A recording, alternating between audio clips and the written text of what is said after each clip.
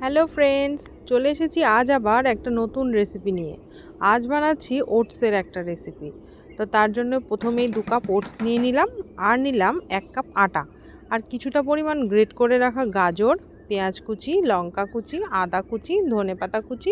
তোমরা চাইলে এখানে আদা কুচিটা নাও দিতে পারো।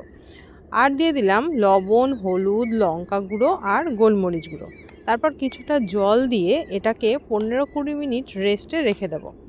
তারপর তাওয়াতে তেলটা ভালো মতো গরম হয়ে গেলে এগুলোকে উল্টে পাল্টে ভেজে নিলেই তৈরি হয়ে যাবে আমাদের ওটস চিলা। তো তোমরা যারা আমার মতো ডায়েট করছো, তাদের সকালের ব্রেকফাস্ট বলো বা রাতের ডিনার, তোমাদের জন্য এই রেসিপিটা কিন্তু একদম পারফেক্ট। আমার তো বেশ ভালোই লেগেছে। তোমরাও বাড়িতে অবশ্যই ট্রাই করো, আর আমাকে জানাতে ভুলো না যে তোমাদের কেমন লাগলো।